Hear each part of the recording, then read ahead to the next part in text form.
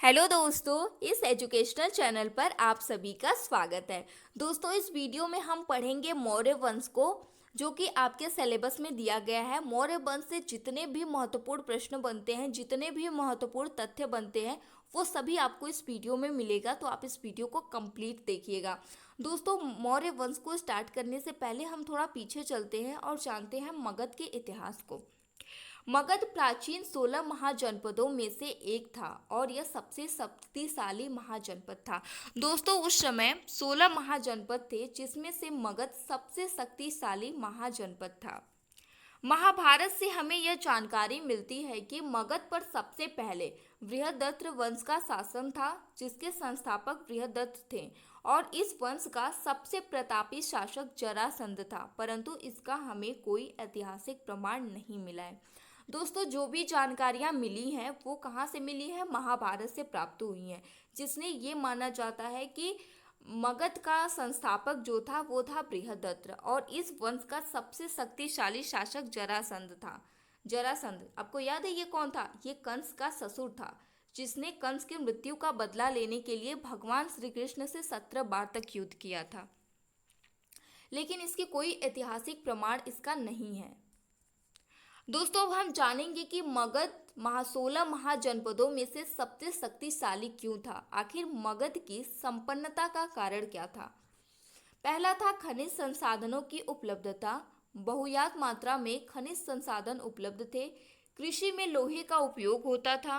व्यापार में वृद्धि, वन क्षेत्र तथा हाथियों की उपलब्धता, विस्तृत उपजाऊ मैदान, प्राकृतिक सुरक्षा, धान की रोपाई पद्धति का विकास। ऐतिहासिक प्रमाणों के अनुसार मगध महाजनपद पर कुल 7 राजवंशों ने शासन किया। कौन कौन से राजवंश थे? पहला था हर्यक वंश, जिसमें बिंबिसार और अजातशत्रु थे। शिशुनाग वंश, जिसमें कालाशोक का वर्णन मिलता है। वहीं नंद वंश में सबसे महत्वपूर्ण शासक खनानंद, जिसको पराजित करके मौर्य साम्राज्य की स्थापना हुई चंद्रगुप्त मौर्य द्वारा। शुंग वंश, कण्व वंश, सातवाहन वंश। दोस्तों, इसमें हम मौर्य वंश को पढ़ेंगे, क्योंकि हम इस वीडियो में मौर्य वंश को ही, आपके सिलेबस में मौर्य वंश को ही दिया गया है। मौर्य साम्राज्य, नंद वंश का अंतिम शासक था धनानंद। इसको चंद्रगुप्त मौर्य ने चाणक्य द्वारा पराजित करके चाणक्य की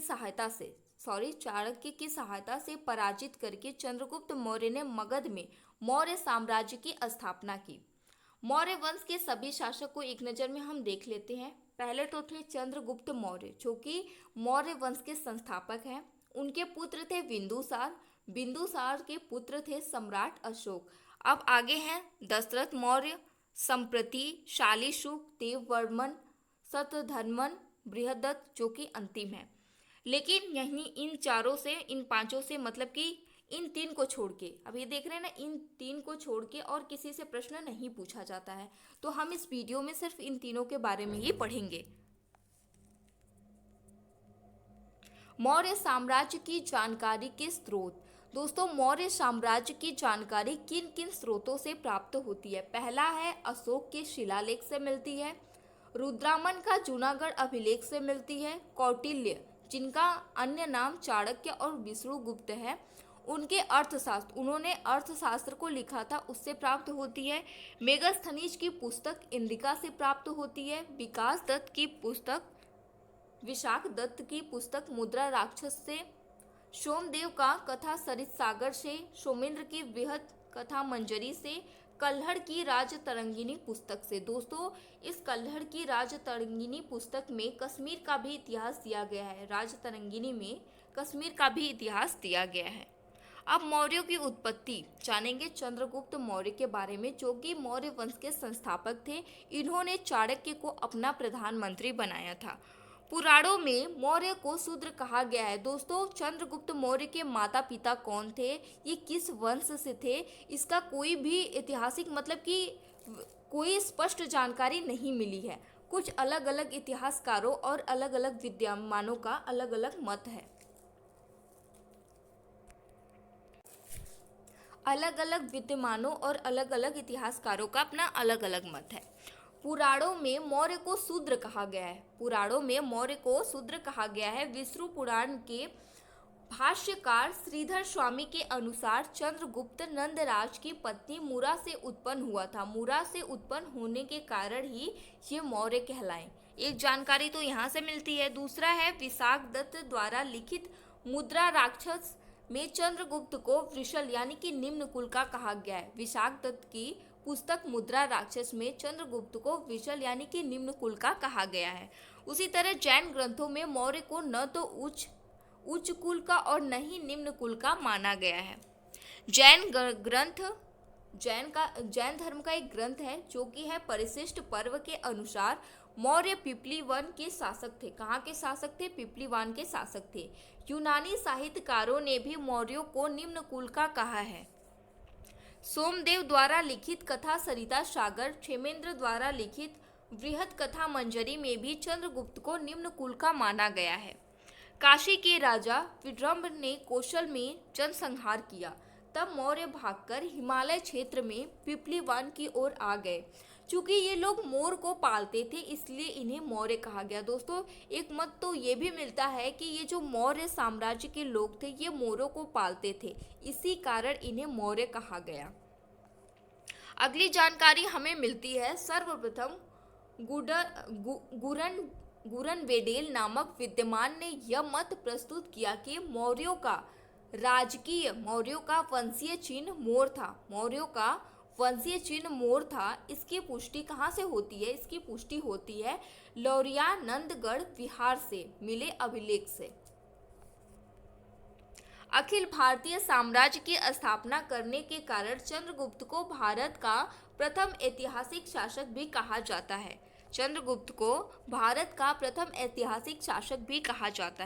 चंद्रगुप्त मौर्य को भारत का प्रथम मुक्तिदाता भी कहा जाता है। मुक्तिदाता क्यों कहा जाता है? क्योंकि चंद्रगुप्त ने भारतीयों को विदेशी यूनानियों की दासता से मुक्त कराया था, यानी कि उनकी गुलामी से, विदेशियों की दास प्रथा से उनकी गुलामी से मुक्त कराया था।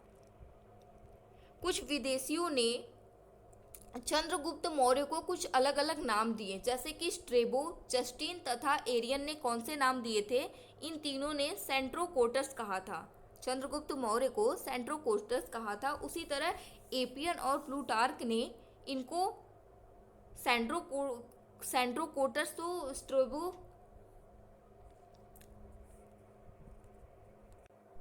एपियन एवं प्लूटार्क ने इनको क्या कहा है? एंड्रोकोट्स कहा है।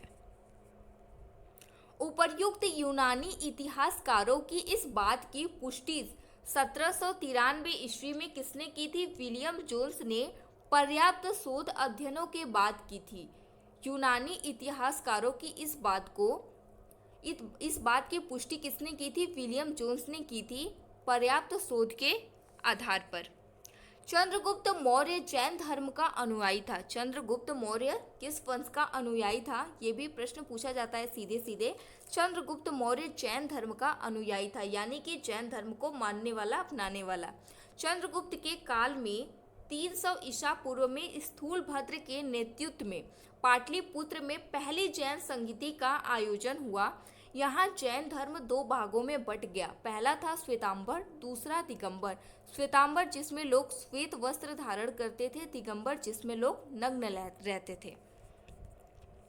298 ईसा पूर्व में चंद्रगुप्त जैन मुनि भद्रबाहु के साथ कर्नाटक के श्रवणबेलगोला चले गए तथा यहीं पर चंद्रगिरी की पहाड़ियों पर संलेखना विधि द्वारा चंद्रगुप्त ने अपना शरीर त्याग दिया। इसी संलेखना विधि को जैन धर्म में संथारा कहा गया है। दोस्तों, संथारा संलेखना विधि का आधुनिक नाम है। संथारा प्रथा जैन धर्म से संबंधित है। संलेखना विधि वो होती है जिसमें उपवास के द्वारा अपने शरीर को त्याग देते हैं। जैन धर्म में कहा जाता है कि संलेखना विधि से जब किसी की मृत्यु होती है तो उसको मोक्ष प्राप्त होता है।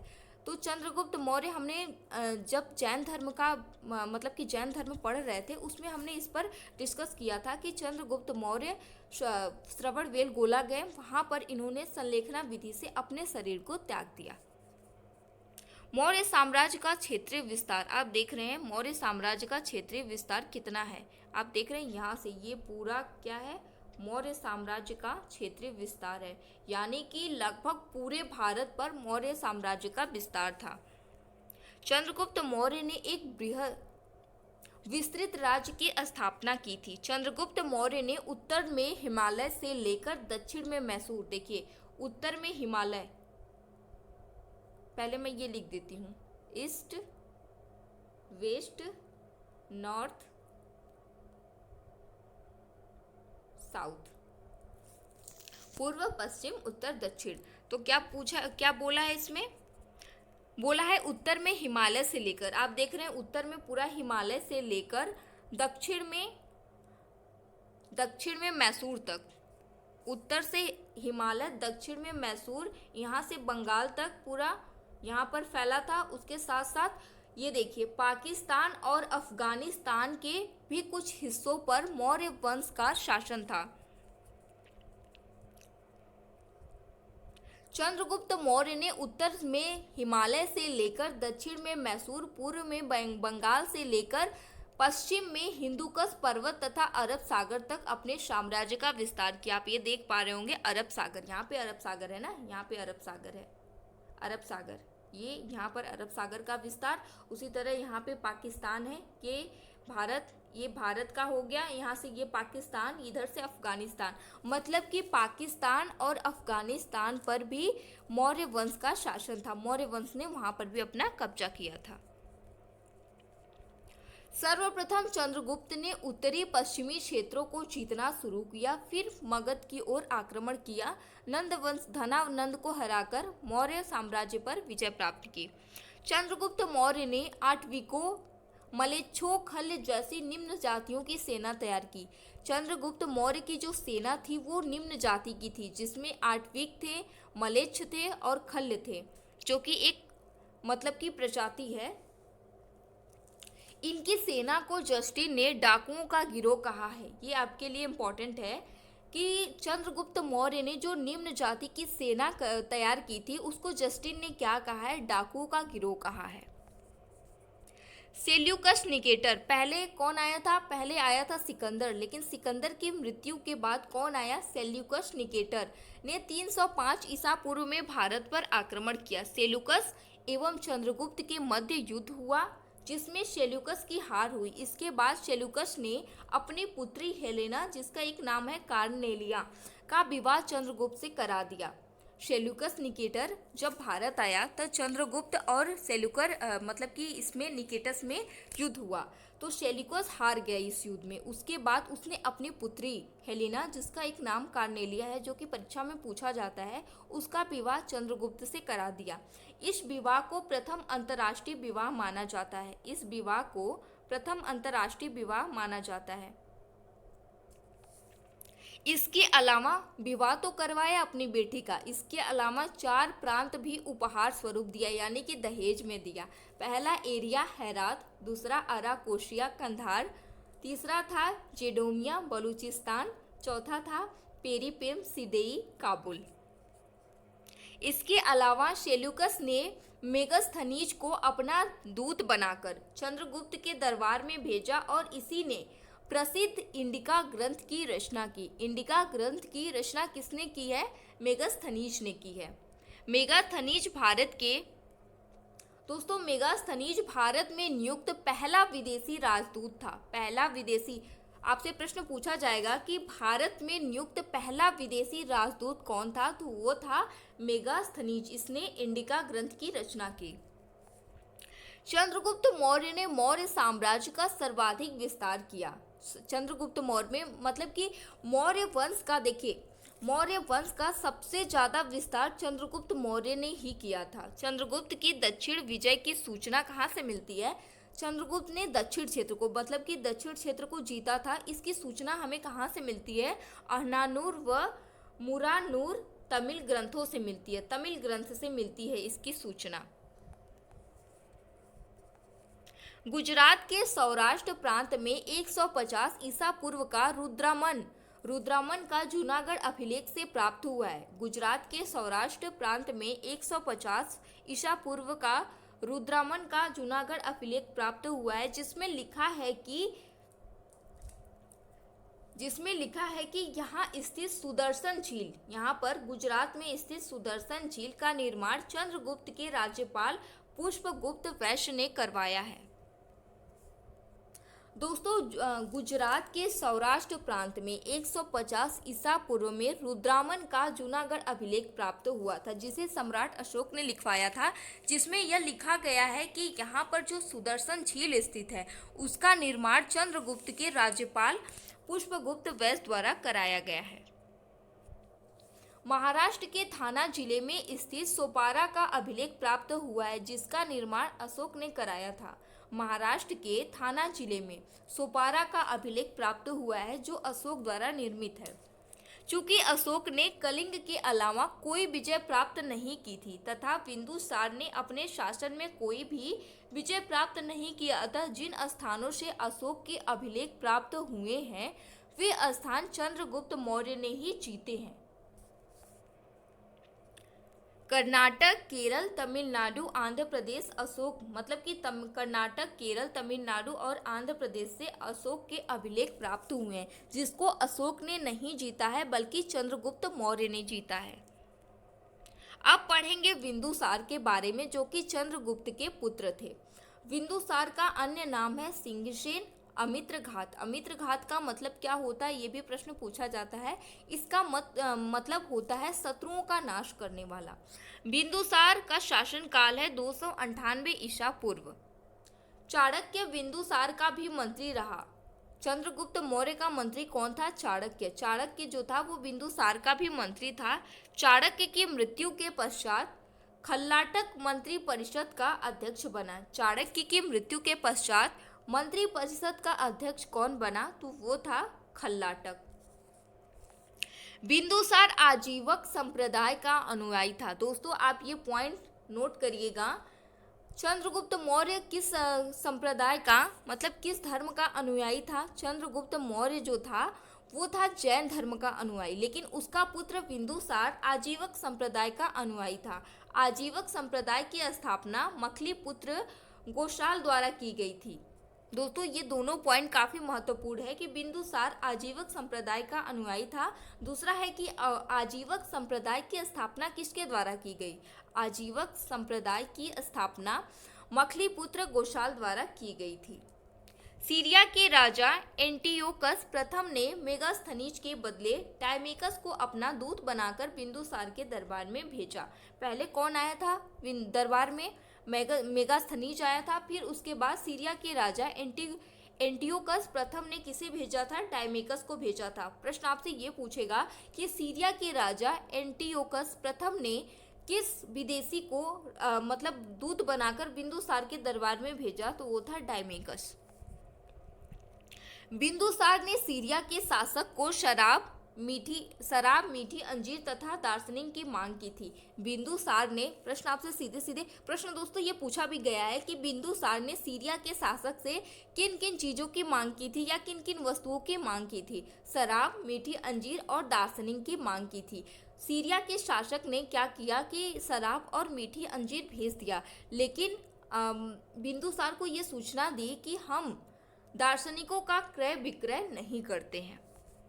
बिंदुसार का मिस्र के राजा टोलेमी द्वितीय फिलाडोफस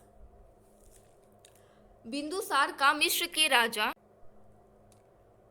टोलेमी द्वितीय फिलाडोल्फस के साथ भी सहोदरपूर्ण, यानी कि सहोदरपूर्ण का मतलब है कि भाईचारा, सहोदर का मतलब होता है भाई, सहोदरपूर्ण यानी कि मित्रता वाला संबंध था। टोलेमी ने डायनेशियस नामक दूत को बिंदुसार के दरबार में भेजा। अब टोलेमी ने किसको भेजा था? डायनोशियस को भेजा था। अब यहाँ पर आपने देखा कि ये जो सीरिया का राजा था एंटियोकस प्रथम, यह किसको भेजा था? यह भेजा था टाइमेकस को। फिर उसके बाद आप यहाँ देखिए टोलेमी ने किसको भेजा? डायनोशियस को भेजा। अब इसमें कंफ्यूज मत होइएगा। बिंदुसार के दरबार में आजीवक संप्रदाय के आचार्य पिंगल वत्स रहते थे। आजीवक संप्रदाय के आचार्य कौन थे? पिंगल वत्स। कहाँ पर रहते थे? बिंदुसार के दरबार में रहते थे, जिसने भविष्यवाणी की थी कि बिंदुसार के मृत्यु के पश्चात उनका पुत्र अशोक राजा बनेगा। अशोक को तक्षशिला का विद्रोह दबाने के लिए भेजा गया। बिंदुसार ने दोस्तों जब बिंदुसार की मृत्यु हुई उस समय अशोक तक्षशिला का विद्रोह दबाने गया था। तब बिंदुसार ने सुसीम को तक्षशिला का गवर्नर बनाया था और अशोक को उज्जैनी अवंती का। मतलब कि जब वो चला गया तब इन्होंने क्या किया, इसको राजा घोषित कर दिया, अपने बड़े पुत्र सुसीम को राजा घोषित कर दिया। लेकिन ये कहा जाता है कि सम्राट अशोक ने राज्य सिंहासन पाने के लिए अपने 99 भाइयों की हत्या कर दी थी। अब ये कितना सही है ये तो नहीं पता, लेकिन ये कहा जाता है कि इसने अपने 99 भाइयों की हत्या करके ही सिंहासन पाया था। लेकिन आपसे यहाँ से प्रश्न पूछा जाता है कि जब बिंदुसार की मृत्यु हुई उस समय अशोक कहाँ का राज्यपाल था? अशोक अवंती का राज्यपाल था। अवंती को उज्जैनी भी कहा गया है और सुसीम को तक्षशिला का गवर्नर बनाया गया था। दोस्तों इस वीडियो में हमने पढ़ा क्या क्या पढ़ा, हमने पढ़ा कि मौर्य मतलब कि मौर्यों की उत्पत्ति कैसे हुई, चंद्रगुप्त मौर्य के बारे में पढ़ा, उसके साथ साथ उनके पुत्र बिंदुसार के बारे में पढ़ा और मगध का इतिहास भी पढ़ा। आगे वीडियो में आपको सम्राट अशोक से संबंधित जितने भी महत्वपूर्ण पॉइंट बनते हैं वो सभी मिल जाएंगे। आई होप कि आपको ये जानकारी पसंद आई होगी। दोस्तों ये वीडियो अगर आपको पसंद आई है तो आप इसे लाइक ज़रूर करिएगा और अपने दोस्तों को भी शेयर करिएगा।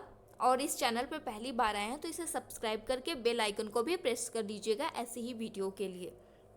दोस्तों थक जाते हैं कंटिन्यू बोलते बोलते।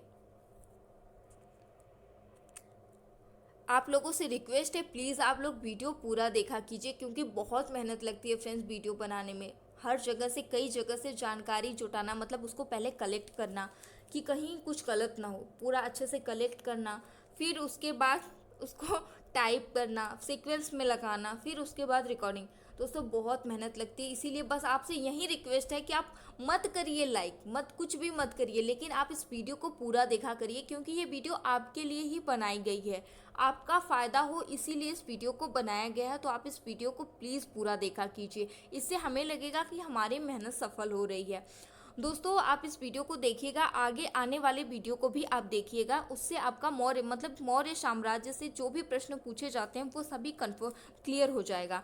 दोस्तों आपके ये जो मौर्य वंश की ये जो वीडियो है ये सिर्फ आपको पीईटी एग्ज़ाम में ही नहीं, अलग एग्ज़ाम में मतलब अदर एग्ज़ाम में भी आपको काफ़ी हेल्प करेगी। तो आप इस वीडियो को ज़रूर देखिएगा। Thank you.